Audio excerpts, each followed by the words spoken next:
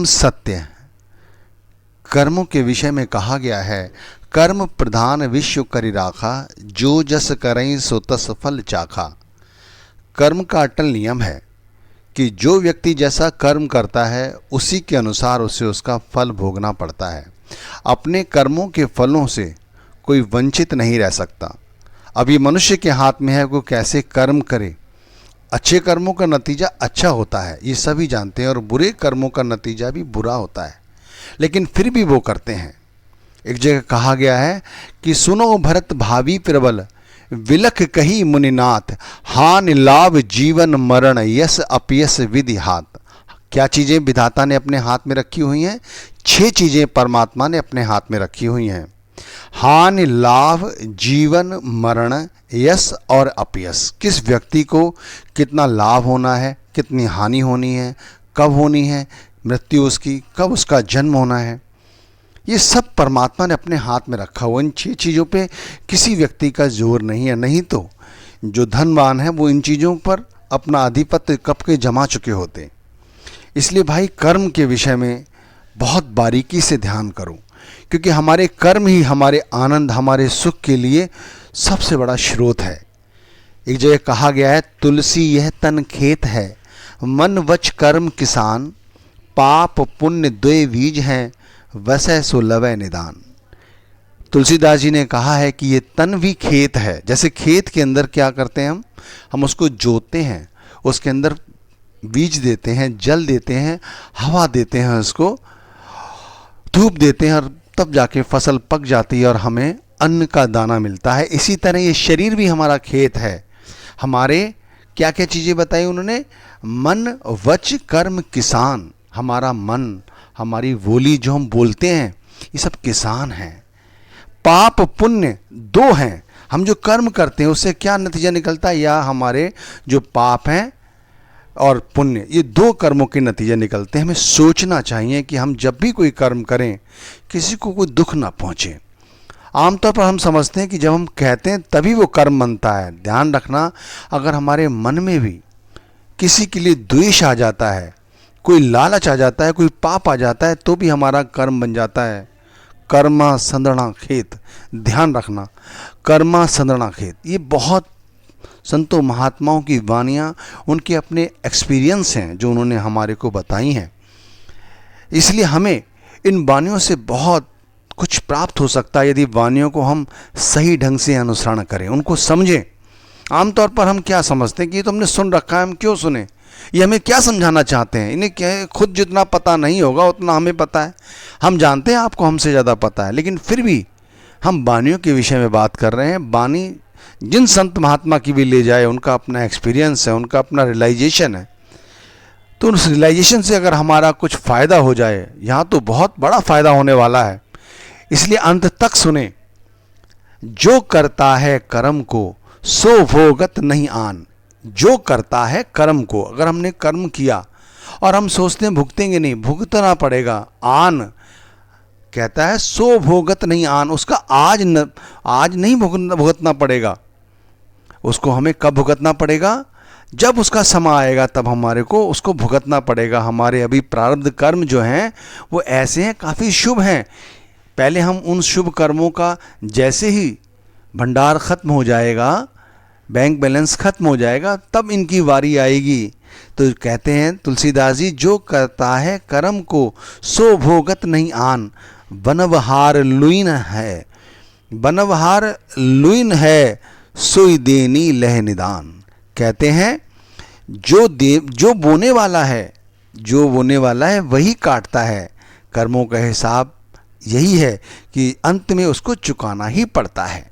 इसलिए आप वाणी से बहुत कुछ फ़ायदा उठा सकते हैं।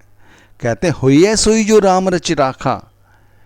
जो परमात्मा ने लिख दिया है वैसा ही होगा, उससे ज़्यादा नहीं होगा, उससे कम नहीं होगा, उतना ही होगा जितना विधाता ने लिख दिया है। हम तो अपनी स्कीमें बनाते रहते हैं, इतने पैसे हो जाएंगे, इतना जब आयु आएगी हमारी, उस समय हमारे पास इतना पैसा होगा, और हम इस काम को बड़े फटाफट ढंग से करते चले जाएंगे। लेकिन परमात्मा ने तुम्हारे विषय में क्या सोच रखा है तुम्हें नहीं पता। उससे पहले ही तुम्हारे साथ कुछ भी घटना घट सकती है। बंदों को सुबह का पता नहीं होता, मुंह से निकले हुए शब्द वापस नहीं आते, श्वास अंदर गई बाहर नहीं आती, लोग अपनी गाड़ियों से पैर नीचे रखते हैं, वो तक दूसरा पैर नहीं रख पाते, प्रलय महाप्रलय आ जाती है, लोग चले जाते हैं, लेकिन अपनी स्कीमें बनाने से नहीं चूकते। इसीलिए तो हम दुखी हैं।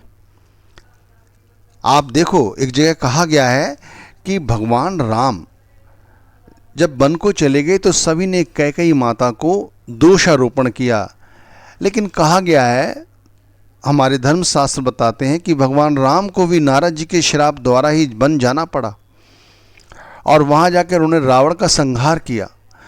तो क्या हुआ, जैसा होना होता है वैसा ही होता है, वैसा ही घटित होता है। परमात्मा ऑटोमेटिक वहाँ पर व्यक्ति को पहुँचा देता है। कहा गया है, तुलसी जस भव तब्यता तैसी मिलई सहाय, आप न आवई ताही पाई ताई तहाँ ले जाए। ऑटोमेटिक आप न आवई ताई पाई ताई तहाँ ले जाए। देखो किस तरह से भगवान राम का राज्याभिषेक होना था, लेकिन वो फिर वन को गए, वहाँ माँ जानकी का हरण हुआ, वहाँ जाकर उन्होंने रावण का संहार किया, क्योंकि रावण का संहार वहाँ होना था। अयोध्या कहाँ है और लंका कहाँ पर है, भगवान राम वहाँ जाकर संहार किया। आप ना आवे ताही पई ताई तहाँ ले जाए। इसलिए इन सब बातों पर विचार करो। हम पूरे दिन बोलते रहते हैं, बकवास करते रहते हैं। इन वाणियों का क्या मतलब है? इन वाणियों का मतलब ये है कि हमें इनसे सीख लेनी चाहिए। हम बक बक पूरे दिन करते हैं, लोगों का दिल दुखाते हैं, मन में ईर्ष्या द्वेष ऐसी भावनाएं रखे हुए हैं। क्यों? इनसे क्या फ़ायदा है? इनसे कोई फ़ायदा नहीं। हम ऑटोमेटिक अपने कर्मों को बढ़ा रहे हैं, और ये कर्म कैसे हैं? ये हमारे सब पाप की ओर उन्मुख हो रहे हैं। आप देख लो भाई, इतना धन होने के बाद भी लोगों में आनंद सुख की कोई भावना ही नहीं है। लड़ते झगड़ने लग जाते हैं और दूसरों को दोष देते हैं। गुरु नानक साहिब जी को सभी लोग जानते हैं। गुरु नानक साहिब ने भी एक जगह अपनी बानी में बहुत अच्छी तरह फरमाया है कि वो कहते हैं कि लोग दूसरों को दोष देते हैं, ये दोष दूसरों की देने की बजाय उन्हें खुद सोचना चाहिए कि भाई ये सब तेरे कारण है। दद्दे दोष न देऊं किसे, दोष कर्मा आपना, जो मैं किया सो मैं पाया, दोष न दीजिए अवर जना। दूसरों को दोष ना दो। हमने सोचा मन में दूसरों के लिए बुराई, और ऑटोमेटिक बुराई सोचते सोचते उसको जुबान पे ले आते हैं, बक देते हैं, झगड़ा हो जाता है, हमारे रिश्ते खटास में बदल जाते हैं। भाई औरों को दोष ना दो, खुद अपने अंदर मथानी मारो तो पाओगे कि ये आप गलत कर रहे हो। तुलसी साहिब संत रहे हाथरस के, उन्होंने भी एक जगह कहा है, कर्म आस की बास में जोन जोन समाये, जो जैसी करनी करे सो तैसो फल खाए। भाई जो जैसी करनी करेगा वो वैसा फल खाएगा।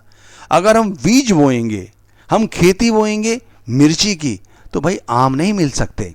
पलटू साहिब जी ने भी कहा है, करम बंधा संसार बंधावे आपसे, करम बंधा संसार बंधावे आपसे, जमपुर बांधा जाए करम की फांस से। देखिए वाणी पूरी तरह से। तो भाई हमें भी सोचना चाहिए कि हम 24 घंटे में जब भी मुंह खोलें तो क्यों ना प्यार से बोलें।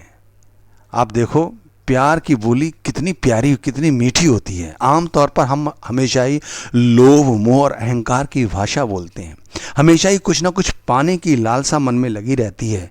हमेशा ही लोभ के कारण हम जब भी किसी से बात करेंगे तो चापलूसी भरी बातें करेंगे। हमारा जब किसी से कोई स्वार्थ होता है तो हम बड़े मीठी मीठी बातें करते हैं। जैसे ही हमारा स्वार्थ पूरा हो जाता है हम उसकी तरफ पीठ कर लेते हैं। लेकिन भाई उस मालिक से तो कुछ नहीं छुपा, वो तो सब जानता है। पत्ते पत्ते में हरि व्यापक सर्वर्थ समाना, वो सब पत्ते पत्ते में है, जर्रे जर्रे में हमारी मन की भाषा सुनता है। इसीलिए तो हमारे हर कर्म का हिसाब हमें देना पड़ता है। हमें ये सोचना चाहिए कि भाई हम प्यार से बोलें। मैंने कई सारे संतों महात्माओं की ऐसे किस्से कहानियाँ सुनी हैं, अगर उनका विवेचन करने लग जाएं तो फिर ये बहुत लंबी हो जाती है। लेकिन हमें सिर्फ इतनी बात समझनी चाहिए कि हमें कर्म बहुत ही सोच विचार के साथ करने चाहिए। मनसा वाचा कर्मणा, इन सब चीज़ों पे बहुत ध्यान रखने की ज़रूरत है। भगवान कृष्ण ने भी कहा है, कर्मण्ये कर्मण्येवाधिकारस्ते माँ फलेषु कदाचन। रोज सुनते आए हम, काफ़ी समय से सुन रहे हैं। इन वाणियों का मतलब क्या है? कर्मण्येवाधिकारस्ते माँ फलेषु, जैसा कर्म हम करेंगे वैसा ही हमें फल भोगना पड़ेगा। भाइयों, सत्संग का जब भी फायदा होता है जब आप उसे अपने जीवन में उतारें। आप इस वाणी को यदि अच्छा लगा हो तो कोशिश करो मीठा बोलो, मन में लोगों के प्रति ईर्ष्या द्वेष न पालो और मेरे चैनल को लाइक करो।